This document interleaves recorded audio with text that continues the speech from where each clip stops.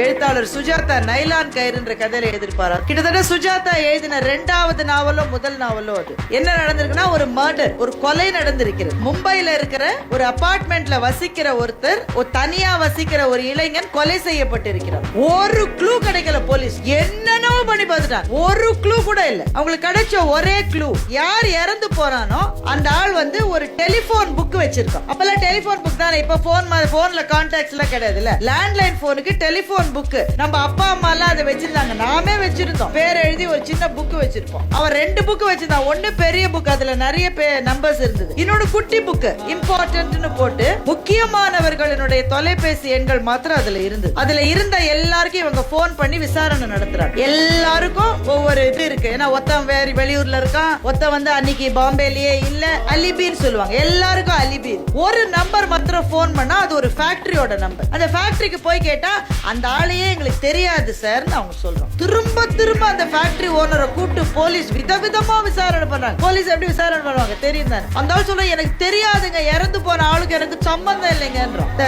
விசாரணை அதிகாரி அடுத்த வாரம் ரிட்டையர் ஆக போறாரு. அவருக்கு ஒரு சேலஞ்ச் ஆயிருச்சு. ஐயோ, இதை கண்டுபிடிக்காம நான் ரிட்டையர் ஆக கூடாதுன்னு சொல்லி அவர் என்ன பண்றாரு, ஒரு இடத்துல போய் உட்காந்து அப்படியே அமைதி ஆயிடுறாரு. இந்த கேள்விக்கு எனக்கு விடை வேணும், என் நெஞ்சத்திலிருந்து இந்த கேள்விக்கு விடை வேணும். அப்படியே உட்கார்ந்தே இருக்காரு. பின்னாடி 2 பேரும் சொல்லன்னு பேசிட்டு இருக்கான். ஒருத்த இன்னொருத்த சொல்றான், அவன் 2 பேரும் ரேஸுக்கு போறோம். அவன் சொல்றான், எனக்கு கிடைச்சிருக்க வேண்டிய ஜாக்பாட் போயிருச்சு. என்ன ஆச்சு, அன்னைக்கு தூங்குறேன், கனவுல ஒரு பையன் வந்து 7ஆம் நம்பர்னு சொன்னான்ப்பா. அப்புறம் என்ன ஆச்சு, அடுத்த நாள் ஓட்டமா ஓடி போய் 7ஆம் நம்பர் குதிரையில அத்தனை பணத்தையும் கட்டினேன். இவன் கேக்குறான், என்ன குதிரை ஜெயிச்சுதா? அந்த குதிரை தான்ப்பா கடைசியா வந்தது. ஆட பாவி, அப்ப கனவுல வந்து சொன்னது பொய்யா? பொய் இல்ல, நான் பணத்தை கட்டினது சென்னையில நடந்த ரேஸ்ல. அன்னைக்கு பெங்களூர் ரேஸ்ல 7ஆம் நம்பர் குதிரை தான் வந்து முதல் இடத்துல வந்ததுப்பா. நான் மட்டும் பெங்களூர் குதிரை மேல கட்டியிருந்தா கோடீஸ்வரனா இருப்பேன்றான். இவருடைய நெஞ்சத்துக்குள்ள பளிச்சுன்னு அந்த பதில் கிடைச்சிருச்சு. அந்த நம்பர் கரெக்ட், ஆனா அது பாம்பே நம்பர் இல்ல, அது வேற ஒரு ஊரோட நம்பர். ஒவ்வொரு ஊருக்கா போட்டு பாக்குறாரு. டெல்லியில அதே நம்பர் இருக்கு. சில சமயம் 2 ஊர்ல ஒரே லேண்ட்லைன் நம்பர் இருக்கும். டெல்லி நம்பர் இது. போன் பண்ணிட்டு